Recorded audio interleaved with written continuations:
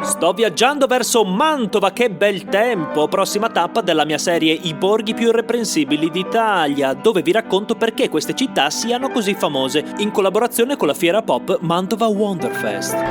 Mi trovo a Mantova, esatto, la città della zucca, ma non è solo la città della zucca. Qui vissero i Gonzaga, una delle famiglie nobili più importanti e impaccate di soldi di tutto il Rinascimento italiano. Sotto i Gonzaga sono passati personaggi del calibro di Tiziano, Ludovico Ariosto, Leonardo da Vinci e tra i loro artisti di corte ci sono Andrea Mantegna, Leon Battista Alberti, mica pizza e fichi, piuttosto, come dicono qua, mostarde e amaretti. Quindi mettetevi comodi e preparatevi, ci potete scommettere le chiappe, dei tortelli di zucca. Sto per raccontarvi Mantova.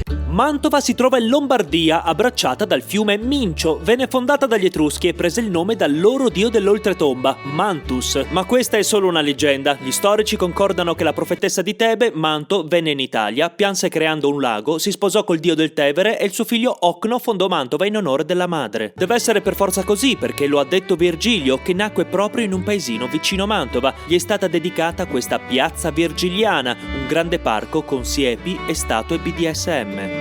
Questo monumento è stato pensato per celebrare i 1900 anni dalla morte di Virgilio, solo che ci hanno messo un po' di tempo a raccogliere soldi e quindi è diventato il monumento per celebrare i 1946 anni dalla morte di Virgilio. Il grande affetto verso il poeta lo si scorge in ogni angolo. Invasa dai Goti, Bizantini, Longobardi e Franchi, Mantova passò sotto i possedimenti dei Canossa. I Canossa gestivano la Marca di Tuscia, un'antica Toscana, con capitale Lucca, di cui ho fatto un documentario. Tutto torna. Massimo splendore si ebbe con Matilde da Canossa, una delle donne più importanti del Medioevo. Nata a Mantova, regnò su mezza Italia, così influente e devota al Papa da essere una delle pochissime donne sepolte a San Pietro sotto un monumento scolpito dal Bernini.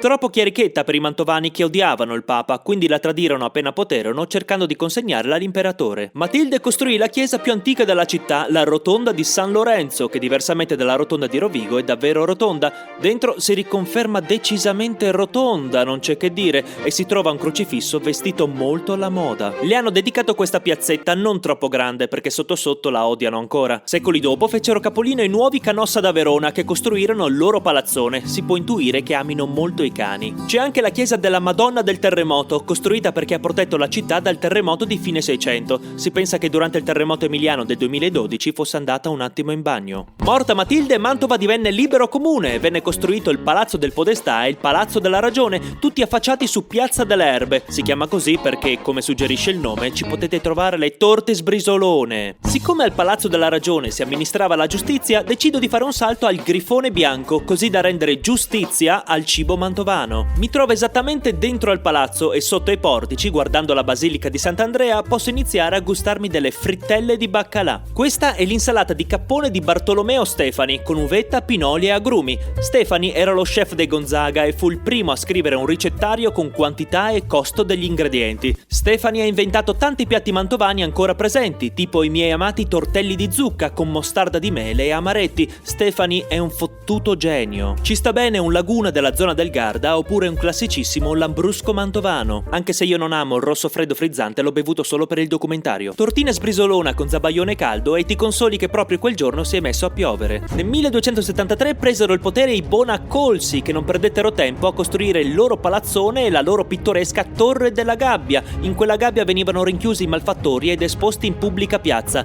Letteralmente. Il palazzo è in piazza Sordello. Ho detto in piazza Sordello, la piazza principale. Sordello era un trovatore molto celebre nel 200. Dante lo menziona quando gli fa abbracciare Virgilio e gli fa dire che sono conterranei. Sposò una nobildonna di Ceneda, il paese che ora forma Vittorio Veneto, di cui ho fatto un documentario, e quindi tutto torna. In piazza Sordello c'è il Palazzo Vescovile, dove dalle statue si può notare che sta ancora piovendo, e il Duomo di San Pietro, con San Silvestro che cerca di sistemare l'antenna. Dentro il Duomo appare abbastanza sobrio, poi ho scoperto che la vera festa è tutta dentro alla cupola. Tornarono gli scontri tra famiglie e nel 1328 la città venne presa dai Gonzaga. Rinaldo, detto il Passerino, venne imbalsamato e posto sopra un ippopotamo. Non c'è molto da dire sui Gonzaga, se non che sono una delle famiglie più importanti e influenti del Rinascimento. Cominciarono rimaneggiando un po' il palazzo del capitano, ma dato che ogni Gonzaga voleva costruirsi il suo spazio personale, venne costruita una specie di città-palazzo ducale, seconda solo a quella del Vaticano. Ma andiamo con ordine. Dentro al palazzo c'è la Piazza Pallone, è conosciuta perché è un parchetto interno molto tranquillo, rilassante,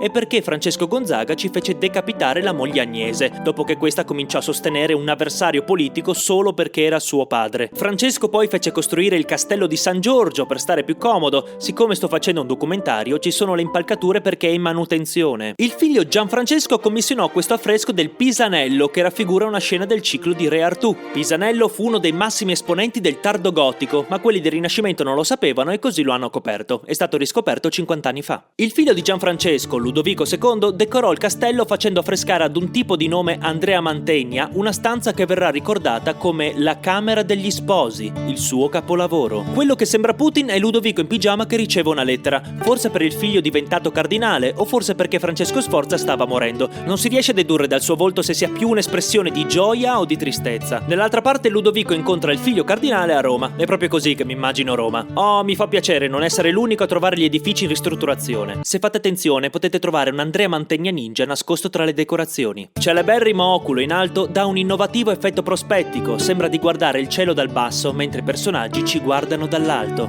Davvero un bell'oculo. Ludovico diede avvio a tanti rinnovamenti nella città, tra i quali il più imponente è la ricostruzione della basilica di Sant'Andrea, ad opera di un tipo di nome Leon Battista Alberti. Ci si può arrivare anche dalla piazzetta di lato tramite un percorso super segreto che ho scoperto solo io. La basilica doveva essere super carina perché contiene il sangue di Gesù portato da Longino, il soldato che gli trafisse il petto ma poi si pentì subito. Quindi ci dettero dentro con le decorazioni e non badarono a spese. Ogni spazio, ogni angolo è stato dipinto. Qui viene raccolto il sangue, qui lo trasportano e infine è finito qui, nella cripta sotto a questa insegna. E questa è la tomba del Mantegna con un suo dipinto. Per vedere come si trasformò la città dopo Ludovico II vado in piazza Broletto, dove si trova l'altra facciata del Palazzo del Podestà con Virgilio, detto La Vecia, e la fontana con quelli che una volta pensavano fossero dei delfini. Vicino al Palazzo del Podestà c'è il Palazzo della Masseria, dove risiedeva chi gestiva le finanze e dimora del Gonzaga che divenne cardinale. Qui si trova un affresco della Mantova di metà 400, circondata dal fiume Mincio. Dato che è diventato un ristorante ne approfitto per assaggiare i salumi mantovani, la pasta con lo stracotto di manzo,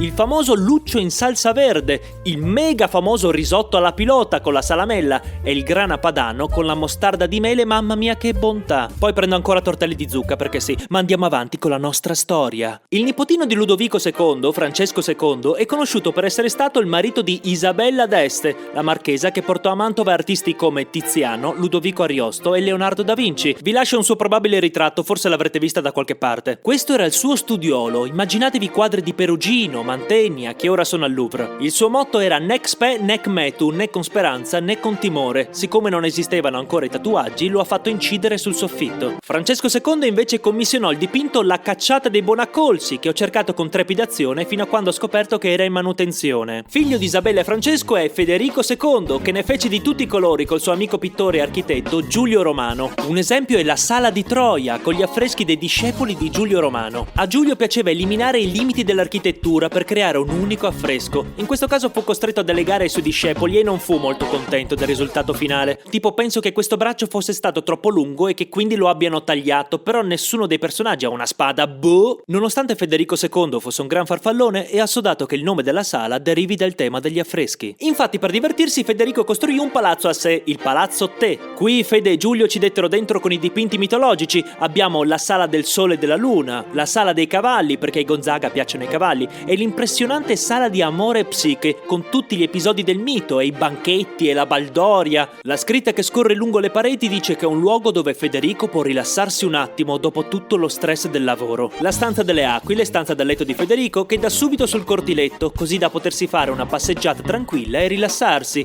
Attenzione che tira vento. Un'altra sala impressionante è la Sala dei Giganti, dove i limiti dell'architettura sono stati completamente cancellati e gli affreschi sono, come dire, giganti. Guardate che razza di lavorone, bravo Giulio, bravo. Vi farà piacere sapere che nel Settecento un certo Gozzi Carolus ha scritto che ha appena fatto colazione. Sono andato a investigare che sia Carlo Gozzi, famoso drammaturgo veneziano, cosa avrà mangiato di così buona colazione, tortelli di zucca. Ci sono tante altre cose nel palazzo, il guanto di Thanos medievale, sederi consumati, antiche palle da tennis, vero sangue di drago, i cuscini dell'epoca e i cuscini di Mantegna Ninja, tantissime cose. Giulio Romano costruì anche le pescherie, un'opera urbanistica totalmente rinascimentale. E questa era casa sua. Devo finire ancora il Palazzo Ducale, dovrei fare un video a parte perché è infinito, riassumo le sale più famose. Si prende lo scalone di Enea, le finestre non sono vere, sono disegnate, e si arriva alla Sala di Manto con i dipinti della Fondazione di Mantova. Lo dico anche se appare chiaro. Qualcuno ci ha inciso un'auto aliena, Carlo Gozzi. Si prosegue con una sala un po' bondage e con il dio del radicchio di Treviso. Dall'altra parte c'è la Sala dello Zodiaco, la Sala del Labirinto, la Sala degli Arcieri, con i cavalli nascosti perché ai Gonzaga piacciono i cavalli,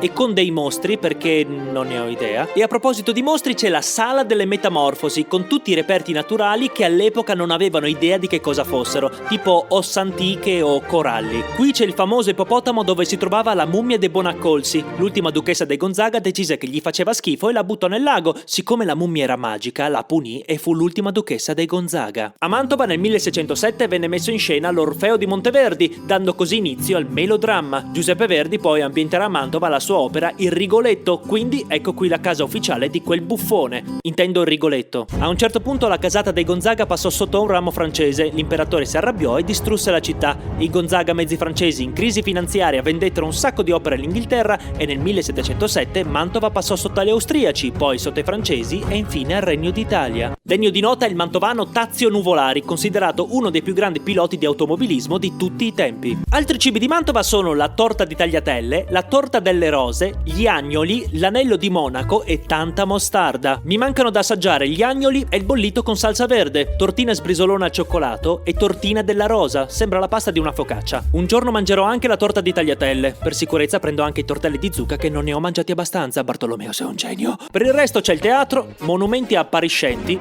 casa di Andrea Mantegna e tante banche sempre più grosse.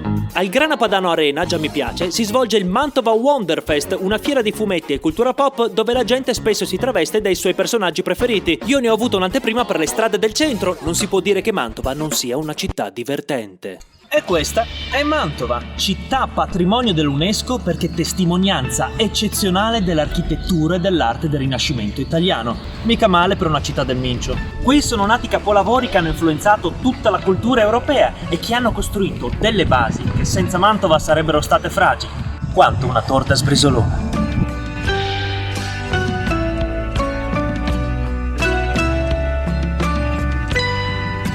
Oddio, c'è il mio ex, ma che ci fa qui? Oh my god, zitte, non voglio salutarlo.